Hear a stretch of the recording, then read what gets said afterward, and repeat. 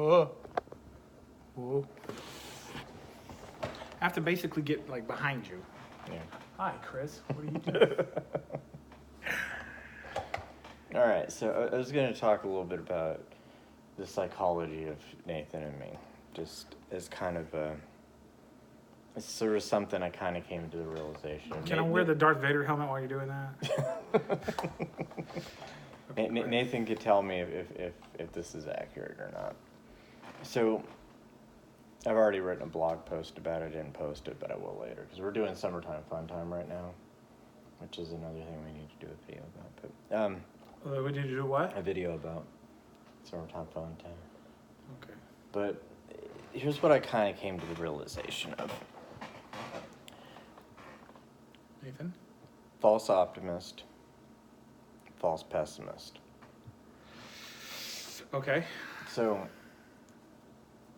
here's what I kind of think goes on. And this is sort of the examples that I use. Nathan walks into a comic book shop. I'm walking in beside him. Nathan looks around and he sees like 15 people shopping in this place, and he sees one guy up at the front, spending like, $10 or whatever. Yeah. And Nathan goes, I bet you every single one of these people in here are going to spend at least $20. And they probably have 15 people come in every hour here. And, just, it's like they spend at least $20 a piece. And man, I bet these guys are just clearing $6,000 in profit a month. And, they could pay for their homes that way. And oh my gosh, if we were to open a shop and we were to just do half of that. Just half of that. I mean, is this a conversation we had? Because it doesn't sound like me. I think this is what you do. I'll explain a little bit different. But. And then we went and set up at the flea market, and my opinion of people drastically changed. I've got $1 in my pocket. I'm going to see if I can get home with a bag full of stuff at 95 cents. So I think that's kind of what Nathan sees. And so Nathan kind of figures, if I could just do half as good. And I'm a positive person. I have esteem, I'm good, Who is this person you're talking about? Are you sure you're talking about me? I think so. Okay. We'll move on to a different one. So Okay. it's like we talked about doing a board game, all right? And I think Nathan goes on to Kickstarter and he's like, look at this, Queen Games, they did something here and they're making $30,000 here, and look over here, Floodgate Games, oh my God, they made $60,000, and this one over here, they've made $20,000 in the first day. If they make $20,000 a day for 30 days, that's gazillion dollars. Like, if we could just get 10% of that, and so I kind of think he gets this sort of odd false optimism. He's not seeing it, so it's kind of interesting, because I'm kind of wondering if I have a wrong read here. Because what I've noticed is that what happens is that, like with the shop and with our first Kickstarter, Rise of the Rockstar, that Nathan really got punched in the gut. Like, really got punched in the gut with People betrayed me. And I want to say that it was because on some level he saw Kingdom Death making over $1 million when really the guy was just a miniature maker, wasn't even a game designer, and that made over $1 million, and there's people that made so much money at Kickstarter that they ended up having to sell their houses when it failed. And so I think Nathan kind of just didn't get down into the nitty-gritty and see the film company from Austin who has all the actors and the scripts and everything, and they've gotten $550 towards their $10,000 goal to make a movie, and the poor girl who has a book of short stories that she wants to release, but she's gotten $25 worth of pledges, and I kind of got down into that nitty gritty, and so I was kind of I hope this goes well, but and I think Nathan was like, yeah, we're gonna make $1 million, we're gonna put that Kickstarter up, and board games are hot right now, and they'll be like, oh my God, Rise of the Rockstar, I can't wait. Right. Nathan's going to look for a blog post. I'm not. I gotta. What my mother sent me, I have to forward. Continue. He's like, I've got blog posts where I'm like, fuck these people. But no, So then I think that on the other side, I'm like the false pessimist, where it's like we're in the same comic book shop and I'm looking around and I'm going, oh my God, these guys must be like, $100,000 in debt paying for this place. And I bet all 15 of these people are just like browsing and they're not going to buy anything. And they make like $10 a day and they're like, why are we doing this? And they go home and cry in their beer. He didn't have the money to go home. He has to stay and put his head at the front of the door in case somebody walks into the shop. It'll bump him and wake him up. That sound familiar? No, because these places are too big to sleep in. Oh. But no, and so it's just kind of like, I'm kind of like, oh yeah, 9 in 10 businesses fail and all this sort of stuff. And so Nathan and I have 8 more failures to do. We better get to it. So, I don't know, Nathan, maybe I should have done this as a Chris convinces Nathan, because Nathan doesn't really seem convinced here. Can I go and convince myself with a drink? Sure. All right, I'll bring you with me. Let's go down here.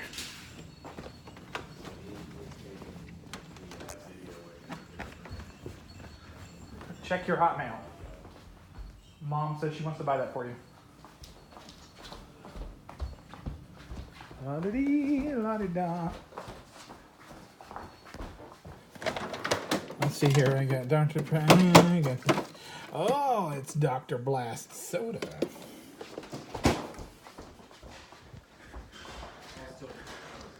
What is he blathering on about? Okay, let's go there.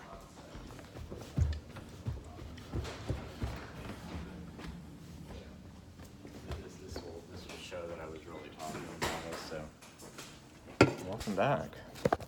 So, so you don't think you don't think? No, I can see.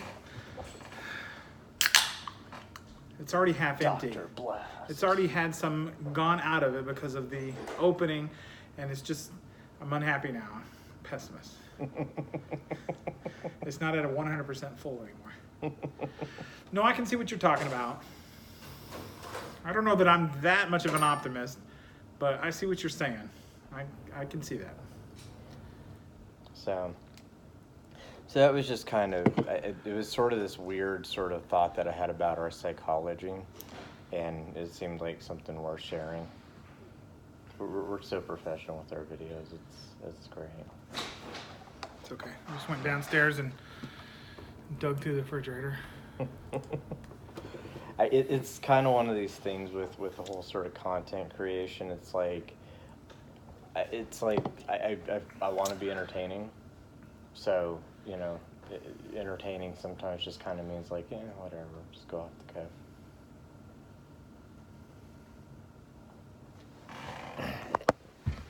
You can dance, ba-da-da-da-da, and having the time of your life. Off the cuff? I feel dizzy. Why can't I stand straight? Ah! I do that over here. Did you hear me? Okay. This is Nathan's living room. You're making it seem like I got something fancy here. You don't think so? No. It's the money pit. Nathan's got a nice house, but that's what Nathan does. It was it was a pile of sticks before I moved in. Then I moved in and turned it into this. One of the things I kind of put into this blog post I told you that I already wrote, I'll just change the names from Nathan and Chris to Nathan and Chris. But but one of the things that I was talking about is that it's just sort of like sometimes it doesn't serve us, but sometimes it does.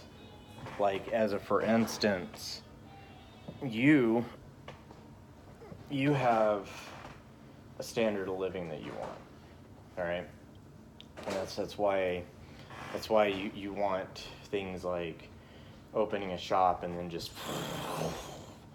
oh, we got to reorder, or that we go out to a convention and just like everybody's like, oh my God, let me buy out these Gundams, it's why you want the things to succeed on such a grand level is because you got a standard of living that you want. You want to live comfortably. You want to live well. You want to have cool stuff. You want to, you want to enjoy life, and it serves you because, like, you weren't going to let something like your income stop you. You were just like, fuck it, I'll just go get a better income, and just keep getting a better income. Keep getting better income. Meanwhile, me, it's like I'm still delivering pizza and. It's just kind of like, it's like on one end I am optimistic, but somehow not where it comes to my career. It's like I just keep going, standard of living, whatever. Oh, minimalism, what an interesting concept, And so it's like, it's interesting to me, just from a psychological standpoint, that it's like, you've probably done really well in life because you're just not like, I'm just not going to settle for second best, whereas I'm just kind of like, So it's not all bad, but I do think that there's sort of a level of expectation, which is why it's just sort of like, because what ended up happening with Kickstarter is, for instance, the first one we were wanting, $35,000 because it was a board game. Board games are expensive to produce. And it didn't go well. There were people on Board Game Geek. Hi, guys. And don't get me wrong, people at Board Game Geek are really cool people. I've been going out to BGG Con for the last 5 years. Really cool people and everything. But some of the users on there were kind of giving us shit because they didn't like the theme of our game, and just like super judgmental when they had no idea what the game even was, and it was just kind of like, so we kind of got a little disgruntled with that, but and it just didn't go well because we need $35,000 for something that nobody knew who we were. Right. We don't have a mailing list. We're not like Ape Games or something where we can go, hey, everybody, we're about to do a new Kickstarter. So we did a second one. It was a card game. And initially, we needed a couple of thousand, I think it was. We needed 17. For the card game? It wasn't that much, was it? First time it was, I thought. Do you know how to look that up? Probably. Because I don't remember it being quite that much. I know it was more expensive because Nathan... Where's the actual camera on this? Up here? Right here. Hey, guys. Because I keep looking over there. It's like... So, the first time, Nathan hadn't found what we ended up using. And so it was a lot... we were going to need to do more copies, and it was going to end up costing us more, and we didn't quite meet that one. We didn't get close, really. And so then he found the cheaper one. Hi, welcome in the spotlight. And when he found the cheaper one, it was just like, oh, well, we're going to try to sell for $305. We're going to make that our goal or whatever. And we did it, and then we made 33 copies of the game. 2 reviews, 1 star. Yeah, 2 people who I actually wrote a blog post that I haven't done. Oh, we have 3 people that claim to own it now. Oh, never mind. I know what it is. The third one is Board Game Geek. Actually owns a copy. The other 2, though, there's no way they own a copy because we didn't even own a copy at the time because it was all, and so I guess I could probably. But anyway, the whole point being is that we eventually had a successful Kickstarter, but it was only $305, and so, it's just sort of that was sort of the Chris side of the whole thing where it's it's well, let's just succeed at whatever, and then we'll go back and do it again. Or if we, if we don't succeed, then we'll just keep running it and all that kind of. That's my whole sort of view on Kickstarter. Whereas, Nathan kind of just wanted it to be like, $500 trillion million. Apparently we're on here. Because I brought it up and said cracked failed Kickstarter, spectacular fails Kickstarters. Okay, maybe we're not on this list. Well, was it maybe in a... I think it just said the word zombie. Zombie and Kickstarter in it. Oh. And failed. Anyway. I know that there was one thing where somebody had listed all the games that were currently being kickstarted. Yeah. And ours was as one of them the first time. But anyway, that's that. We've diverted off here. So. Sorry. But sorry, now I'm replying to emails. Jeez. The show's getting off the rails. see, this is what they say. It's just like we're distracted by like electronic media and stuff like that, email, and he's gonna be checking his Instagram next. Instagram where? Oh no. Closing all this. Anyway, What we should do is we should get into Vine. isn't that what's his name wanted to do? Isn't that what Brian wanted to do? I don't think he ever did it though. I think he just watched Vine videos. But yeah, Vine shut down. Oh man, I'm so hungry. Vine. That's a Vine video right there. Right. Oh, they shut down? I didn't know they shut down. Yeah, but you know what that was? I mean, it's like whether they realized it or not, that was training people to do like YouTube videos, like YouTube ads. Because you have two types of ads. You have the ads that we were talking about before where it's just sort of like, hey everybody, I know I should be spending this first 5 seconds to mention my product, but I'm just going to tell you not to click away. Click. Skip ad. Yeah. But then there's the other ones where it's just sort of like, do Pringles, and then it's just like, and then you go to the video, and to me that's more effective. Like do the Vine length 5 second ads that like Dr. Blast. Yeah,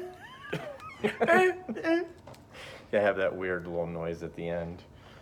Just sort of like paper mache arcade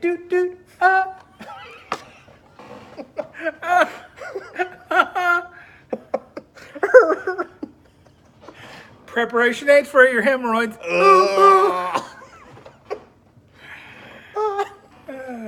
So, Anyway, there's a minor giggle here in this particular. we're entertaining, folks. We're fucking hilarious. I'm just telling you. But that's what I think Vine really, whether it was intended as such, I know it was supposed to basically be the Twitter of video, but I think it kind of put everybody in sort of this mindset that, we can really actually make commercials for our product, and just like in 5 seconds and then just move into the video that people are watching, Yeah, I know what you mean. Avengers Endgame. Boo.